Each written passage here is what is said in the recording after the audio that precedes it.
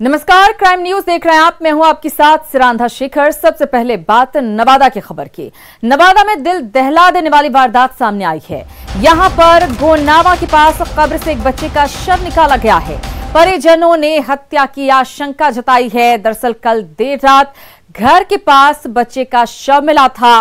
शव के पास खून के छींटे भी मिले, जिससे हत्या का शक गहरा गया है। फिलहाल पुलिस पूरे मामले की छानबीन में जुटी हुई है। अनिल विशाल हमारे साथ जुड़ गए हैं ज्यादा जानकारी के साथ। अनिल, आपसे जानना चाहूंगी, आखिर बच्चे को किसने मारा, क्यों मारा, कुछ जानकारी मिल पा रही है क्या? जी देखिए सिरांधा, अभी शुरुआती दौर में अभी किसी को कुछ बड़ी सफलता हासिल नहीं हुई, क्योंकि परिजनों का स्पष्ट कहना है कि जब वह घर से खेलने के लिए निकला था तो वो जब देर रात तक वो लौट के नहीं आया। जब छानबीन शुरू हुई तब उन्हें नेचुरल डेथ समझ के उन्होंने उसका अंतिम संस्कार कर दिया। मगर जब लोगों ने सुबह, जब आसपास के गांव के लोगों ने जब कुछ जगह पे खून के धब्बे देखे और बच्चे के गाल पे जब एक बड़ा सा छेद दिखा, तो उस आधार पे लोगों ने ऐसी आशंका व्यक्त की है कि हो सकता है किसी ने उसकी हत्या कर शव को वहां पे छोड़ दिया हो। तो उसी आधार पे, खून के छींट के आधार पे जो है लोग अभी आशंका जता रहे हैं कि उनकी हत्या हुई है। हालांकि अभी ये मोटे तौर पे अभी क्लियर नहीं हो पाया है कि उसकी हत्या किसने की है, जो कि अभी आगे जो पोस्टमार्टम के लिए बॉडी गया है उसके बाद से ही कुछ स्पष्ट हो पाएगा कि आखिर उसकी किस तरह से हत्या हुई है और किसने उसको यहाँ तक पहुँचाया है। परिजन किस पर शक जता रहे हैं अनिल? हालांकि जब हमने परिजनों से बात की तो उनके पिताजी का स्पष्ट कहना है कि गांव में सब कुछ सही चल रहा था और उनका किसी से कोई दुश्मनी भी नहीं है। तो ऐसी आशंका व्यक्त कर रहे हैं कि किसी ने उनके बेटे की हत्या की है। हालांकि लॉकडाउन के बाद से स्कूल भी बंद है, तो इस तरह से कोई स्कूल का भी कोई मामला उन्हें सामने दिखता नजर नहीं आ रहा है, मगर फिर भी उन्होंने शक के आधार पे पुलिस को यह सूचना दी है। बिल्कुल, बहुत धन्यवाद अनिल इस जानकारी के लिए। देखना होगा, पुलिस की जांच में ही ये पता चल सकेगा कि आखिर किसने, अगर हत्या हुई है तो किसने बच्चे की हत्या की है और क्यों। उधर लखीसराय में पुलिस और नक्सलियों के बीच मुठभेड़ हुई है। इस मुठभेड़ में एक नक्सली को सुरक्षा बलों ने ढेर कर दिया। तो मुठभेड़ की खबर, पुलिस और नक्सलियों के बीच लखीसराय में मुठभेड़ हुई है। चानन थाना के चेहरोन जंगल में नक्सलियों के जमा होने की खबर मिली थी। सर्च अभियान चलाया गया और सर्च अभियान के दौरान यहां पर हथियार भी बरामद किए गए।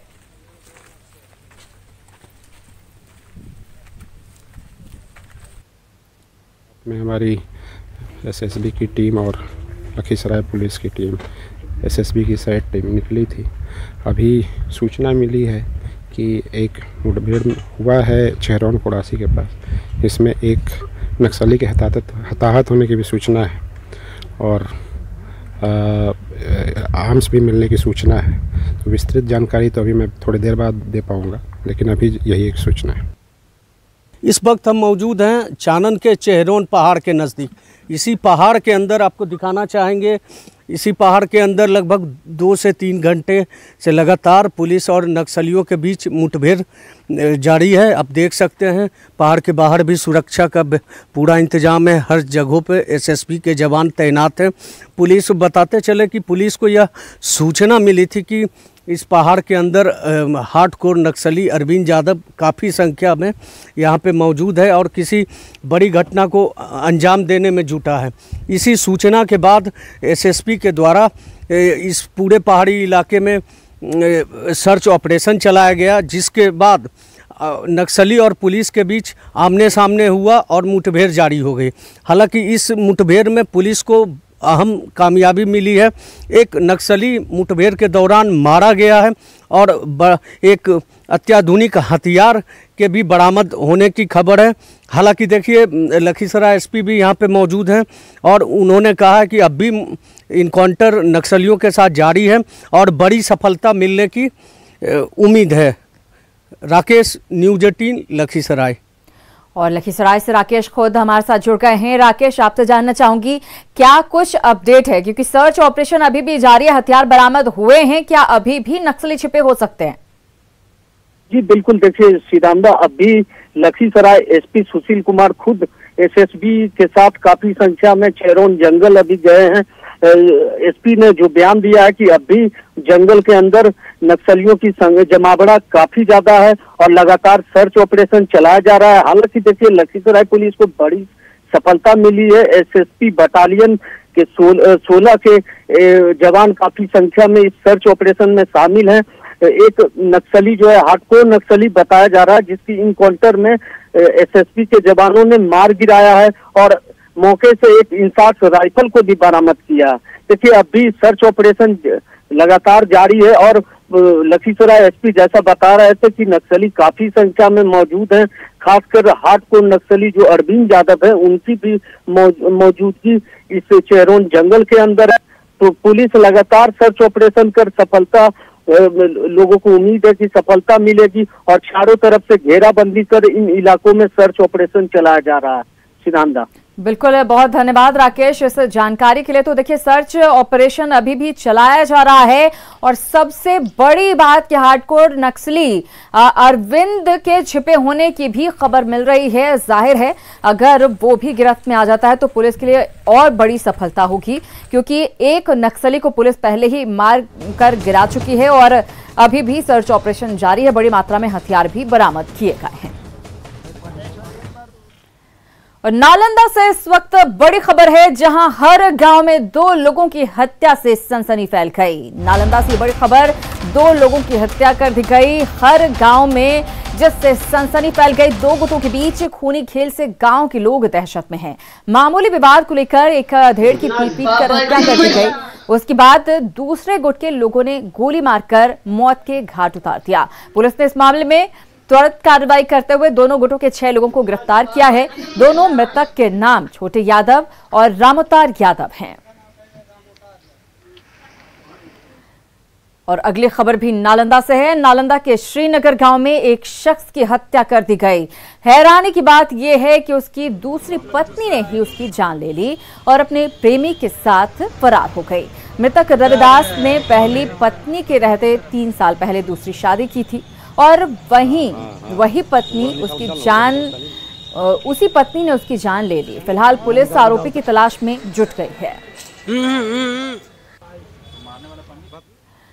दरभंगा जिले के रसियारी गांव में लुटेरों ने रिटायर्ड बीडीओ के घर को निशाना बनाया है। विरोध करने पर बदमाशों ने घर में मौजूद मुनीलाल की हत्या कर दी और बीडीओ गणपति झा को घायल कर दिया।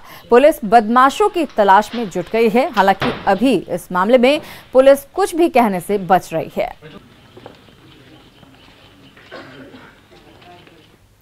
उधर मुजफ्फरपुर के होटल सेंट्रल पार्क में डांसर प्रेमिका की हत्या के बाद प्रेमी की आत्महत्या मामले में सीसीटीवी फुटेज सामने आया है। सीसीटीवी फुटेज से इस बात के संकेत मिलते हैं कि हत्या से पहले दोनों के बीच विवाद हुआ था और इस विवाद को लेकर मनीष ने पहले निशा यानी रानी को गोली मार दी और उसके बाद खुद को भी खत्म कर लिया। एक वीडियो में यह दिखता है कि रानी कमरे से निकलती है और सीढ़ियों से उतरकर निकलने की कोशिश करती है। तस्वीरें आपके सामने हैं। उसके ठीक पीछे हेलमेट लगाए मनीष उसे बाल पकड़कर खींचते हुए अंदर ले जाता है।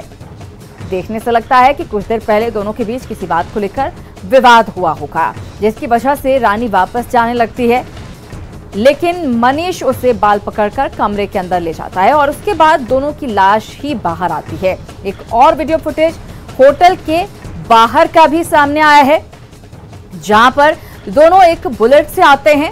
तस्वीरें आप देखिए, बुलेट से आते हैं ये दोनों। मनीष बुलेट पार्क करता है और रानी बगल से निकलती है। तभी एक कुत्ता उसे रोकने की कोशिश करता है, भौंकने लगता है। कुत्ते से बचते बचाते रानी वहां से निकल जाती है। इन दोनों फुटेज को देखकर इस कांड का एक अहम सुराग पुलिस को लगा है। पुलिस का मानना है कि मनीष रानी को अपने मकसद से होटल में लेकर आया था। मौका मिलते ही उसने उसे खत्म कर दिया। इस तरह से युवती की हत्या कर मनीष आत्महत्या की पुलिस की थ्योरी सीसीटीवी की वजह से सही लगती है। आपको बता दें कि कांटी के मनीष श्रीवास्तव और रेड लाइट एरिया की डांसर रानी के बीच प्रेम संबंध थे और रानी 2 महीने की गर्भवती भी थी। बीते 7 फरवरी को काजी मोहम्मदपुर थाना क्षेत्र के अघूरिया बाजार स्थित होटल सेंट्रल पार्क में दोनों ठहरे थे और 8 फरवरी को होटल से दोनों का शव बरामद हुआ।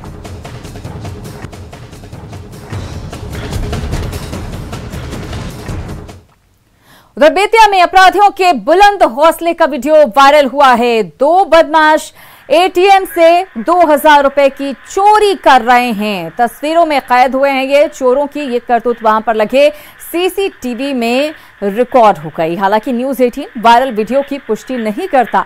बताया जा रहा है कि 26 जनवरी के दिन का ये वीडियो है। चोरों ने सुप्रिया रोड और छावनी में एटीएम को निशाना बनाया। इस मामले में पुलिस ने चुप्पी साध ली है और सीसीटीवी के आधार पर चोर की तलाश में जुट गई है।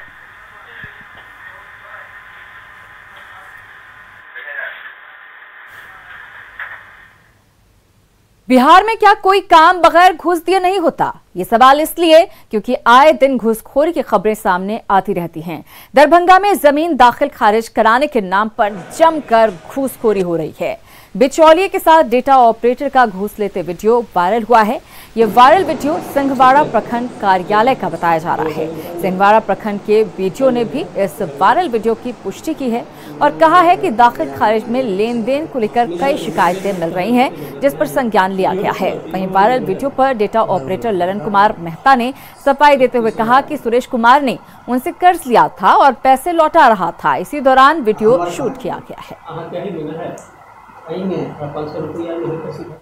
वायरल है जिसमें सिमरी का मुंशी शायद नाम सुरेश है, वो लेन देन कर रहा है। उसमें आरटीपीएस ऑपरेटर है ललन कुमार मेहता, उसके साथ ये इस तरह का वीडियो हमारे संज्ञान में है। हमने मुझे किस तरह की इसके अगेंस्ट किसी तरह की कार्रवाई हो रही है? चीज़ हम तो सुनबो नहीं किए हैं, क्या बोले हैं नहीं बोले हैं। तो पर्सनल पैसा है जो है उसको जो हम क्या कर सकते हैं सर? क्या कहना क्या आपका है कि आपने कर्ज दिया था वो पैसा बोले, क्या कहना चाहिए? जी जी जी, पैसा जो मेरा लिए हुआ था ना वही पैसा हमको दे रहा है। कहाँ पे ये लेन देन कहाँ पे कीजिए आपकी? वो कहीं जा रहे थे तो हम बोले कि यहीं पर काम उस दिन जो है छुट्टी था कि क्या था, तो उसी समय हम बोले कि जाइए ले लीजिए, तब तक जो और व्यवस्था हम जो है करेंगे ना। दिक्कत है सर, मेरा दाखिल खारिज नहीं हो रहा, रसीद नहीं कट रहा है। क्यों, क्या हो रहा है? बोलता पैसा जमा करो, पैसा भी जमा किया 6000 रुपया। उसका बाद वो बोलता है कि ठीक है हो जाएगा। फिर 3-4 महीना दौड़ाया, फिर मैं बता थोड़ा पैसा दो। हम बोला अभी पैसा नहीं देगा, पहले रसीद कटाएगा उसका बाद पैसा देंगे। फिर हुआ सर कि अब क्या करा? आप बोल रहा है कि अभी पैसा जमा करो उसका बाद होगा कोई काम। कितना पैसा? और खबर छपरा से है, जहां पुलिस की टीम पर शराब तस्करों ने हमला कर दिया। घटना मुफस्सिल थाना के साढ़ा इलाके की है, जहां सूचना मिलने के बाद पहुंची पुलिस ने 2 शराब तस्करों को गिरफ्तार कर लिया। पुलिस तस्कर को गिरफ्तार कर ले जा रही थी, इसी दौरान पुलिस की टीम पर हमला हो गया। इसी दौरान शराब तस्कर चौकीदार की उंगली चबाकर भाग निकला। फिलहाल पुलिस शराब तस्कर की गिरफ्तारी के लिए छापेमारी कर रही है। छापेमारी के दौरान साढ़ा इलाके से भारी मात्रा में शराब बरामद हुई है।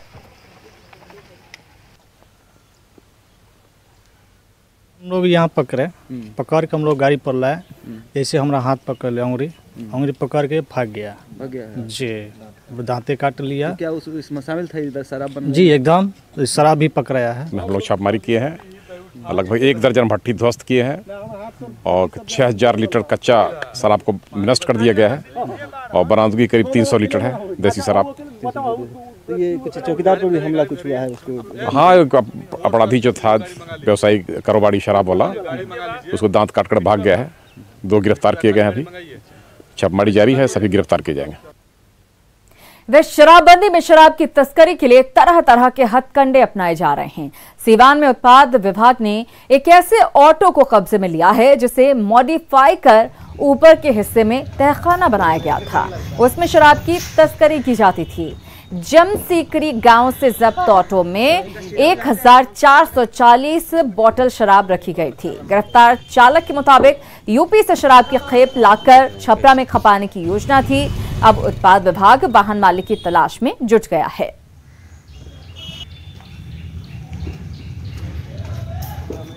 उधर पटना में एक छात्र की साजिश ने सबको हैरान कर दिया है। पॉलिटेक्निक के एक छात्र ने खुद के अपहरण की स्क्रिप्ट लिखी। राजीव नगर के रोड नंबर 18 के निवासी सुमित कुमार बुधवार को अपने घर से निकला। इसके बाद अपने पिता और बड़े भाई को व्हाट्सएप कर अपहरण की जानकारी दी। साथ ही 10 लाख रुपए फिरौती की बात भी कही। परिजनों ने मैसेज मिलते ही पुलिस से संपर्क किया। पुलिस मोबाइल लोकेशन ट्रेस करने लगी, जो कभी राजीव नगर तो कभी पॉल्सन रोड दिखा रहा था। हालांकि बाद में सुमित को पुलिस ने पॉल्सन रोड से अपने कब्जे में ले लिया और पूछताछ के बाद जो उसने खुलासा किया वो हैरान करने वाला था। अब पुलिस फर्जी अपहरण का केस दर्ज कर कार्रवाई की तैयारी में है। बता दें कि सुमित गोपालगंज में पॉलिटेक्निक की पढ़ाई करता है। मेरा बच्चा 8:30 बजे निकला घर से, तकरीबन 9 बजे के आसपास। उसके बाद उसी के नंबर से मेरे को धमकी भरा एक व्हाट्सएप मैसेज आया था। उसके बाद हम लोग बड़ा बाबू के पास आके मिले।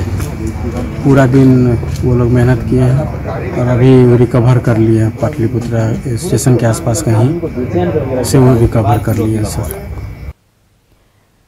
और पूर्वी चंपारण में गैंगरेप के बाद हत्या मामले में बड़ी कार्रवाई हुई है। एसपी ने थानाध्यक्ष संजीव रंजन को दोषी करार दिया है। साथ ही उनकी गिरफ्तारी और कुर्की की कार्रवाई का आदेश भी जारी किया गया है। 21 जनवरी की शाम को नाबालिग लड़की के साथ गैंगरेप हुआ था, जिसमें शुरू से ही थानाध्यक्ष की भूमिका संदिग्ध थी। इसके बाद एसपी ने जांच कमेटी का गठन किया था। कमेटी की रिपोर्ट में परिजनों का आरोप सही पाया गया। रिपोर्ट के आधार पर ही एसपी ने ये कार्रवाई की है। वो जो प्राथमिकी में उन्होंने लिखवाया है उसी का समर्थन उन्होंने किया है। और इसके अलावा जो वीडियो और ऑडियो कुछ वायरल हुए हैं, खास करके जो एक दाह संस्कार जैसा एक वीडियो वायरल हुआ था, तो उसके संबंध में भी उनसे सत्यापित किया गया कि क्या ये वही वीडियो है जिसमें आपकी बच्ची का दाह संस्कार किया जा रहा है। तो उनके माता पिता और भाई के द्वारा बताया गया कि हाँ ये वही वीडियो है जिसमें उनकी बच्ची का दाह संस्कार किया जा रहा है। और वीडियो में जो व्यक्ति दिखाई दे रहे हैं वो इन्हीं के परिजन हैं। उनके विरुद्ध अप्राथमिकी अभियुक्त उनको उसी केस में अप्राथमिकी अभियुक्त बनाया गया है और उनकी गिरफ्तारी कुर्की जब्ती का आदेश दिया गया है। मुजफ्फरपुर के शहीद खुदीराम बोस केंद्रीय कारागार में सुरक्षा में सेंध का मामला उजागर हुआ है। जेल में छापेमारी के दौरान एक बंदी के पास से मोबाइल फोन जब्त हुआ है। जेल प्रशासन ने बंदी के खिलाफ मिठनपुरा थाने में केस दर्ज करवा दिया है। जिस शख्स के पास से मोबाइल मिला है वो निलंबित जज है। उस पर एक शख्स की हत्या का आरोप है। मोबाइल मामले में पुलिस रिमांड पर लेकर बंदी से पूछताछ करेगी। खुदीराम बोस केंद्रीय कारा मुजफ्फरपुर के द्वारा एक लिखित आवेदन दिया गया है कि बीती राति जेल के वार्ड नंबर 10 में हत्याकांड जो नरेंद्रनाथ का नगर थाना में हत्या हुई थी उसके विचाराधीन कैदी हैं आशुतोष कुमार यादव उर्फ आशुतोष यादव, जो निलंबित जज हैं। उनके वे मोबाइल का यूज अनऑथराइज रूप से करते हैं। उस सूचना पर कारा अधीक्षक महोदय के द्वारा छापामारी किया गया है, तो उनके पास से एक छोटा सैमसंग मोबाइल बरामद किया गया है। और औरंगाबाद में बालू माफिया इस हद तक बेखौफ हो चुके हैं कि अवैध उत्खनन और उसके परिवहन की कौन कहे। प्रशासन की नाक के नीचे एनजीटी के प्रावधानों की जमकर धज्जियां उड़ाई जा रही हैं, लेकिन बालू माफियाओं की करतूत प्रशासन को दिखाई ही नहीं देती।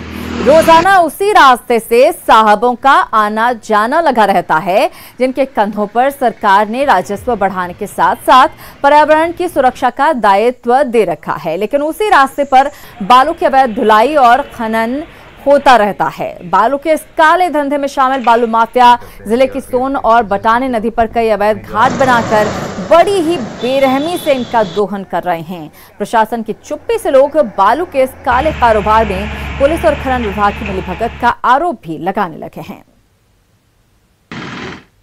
60 टन लोड होके खदान से ट्रक निकलता है पूरे रात, और पकड़ाने के बाद वो सबको ही जानता है, विदित है कि जब करोड़ों रुपए पटना में जाके माइनिंग अफसर को देना है तो यहाँ तो जनता पिसेगी ही। यहाँ के मोटर व्हीकल के जो मालिक हैं वो पिसेंगे ही। इसमें देखिए मैंने बताया जो पुलिस का रोल हम लोग कर रहे हैं, और बाकी इसमें टीम वर्क है, जिला प्रशासन और कई डिपार्टमेंट्स इसमें आते हैं, माइनिंग डिपार्टमेंट वगैरह, सबके साथ मिलकर जो भी इसमें कार्रवाई होगी करी भी जा रही है। पाकुड़ में प्रतिबंधित लॉटरी का कारोबार धड़ल्ले से जारी है। पुलिस कई बार कार्रवाई भी कर चुकी है, बावजूद इसके ये धंधा रुकने का नाम नहीं ले रहा। बंगाल की सीमा से सटे होने के कारण ये कारोबार खूब चलता है। देखिए हमारे सहयोगी कुंदन कुमार की रिपोर्ट।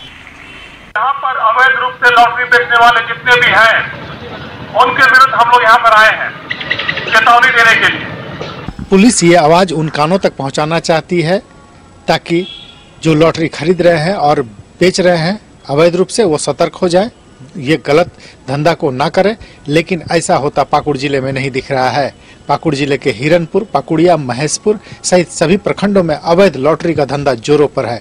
प्रतिदिन यहाँ से लाखों रुपया की लॉटरी का कारोबार होता है। हम आपको बता दें कि सबसे महत्वपूर्ण बात है कि पाकुड़ जिला के सीमा पर बंगाल सटा हुआ है और बंगाल के बॉर्डर पर बड़े बड़े जो माफिया हैं वो टिकट लेकर बैठे हुए हैं और यहाँ से छोटे लोग जाते हैं और अपना पूंजी लगा करके, छोटी छोटी पूंजी को लगा करके वो खरीद करके पाकुड़ जिले में ले आते हैं और यहाँ पर घूम घूम करके वो लॉटरी बेचते हैं और खरीदने वाले भी बड़ी चालाकी से खरीदते हैं। और पुलिस इस पर चाह रही है कि पूर्णतः अंकुश लगा दे, लेकिन ऐसा होता नजर नहीं आ रहा है। सबसे बड़ी बात है कि लॉटरी को लेकर के बंगाल से पाकुड़ किसी भी रास्ते से घुस जाता है, गांव के रास्ते से घुस जाता है या फिर मेन रोड पर भी आता है तो पुलिस से बच निकलता है। पुलिस पाकुड़ जिले में पूरी रूप से अवैध लॉटरी का धंधा करने वालों पर प्रतिबंध लगाने में नाकाम साबित हो रही है। कुंदन कुमार, न्यूज़ 18 पाकुड़। उधर कटिहार में नकली सीमेंट बनाने के काम का पर्दाफाश हुआ है। सूत्रों की माने तो पुलिस की मिली भगत से ये खेल चल रहा है। मोगरा फाटक के एक गोदाम में इस मिलावटी धंधे को अंजाम देने का खुलासा हुआ है। बताया जाता है कि जो सीमेंट जमा होने के चलते पत्थर हो जाता है, उसे ये लोग खरीद लेते हैं, फिर उसे डस्ट बनाकर नामी गिरामी सीमेंट कंपनी के नाम पर पैक कर बाजार में बेच देते हैं। इस खुलासे के बाद लोगों में आक्रोश देखा जा रहा है और लोग प्रशासन के रवैये से नाराज दिख रहे हैं।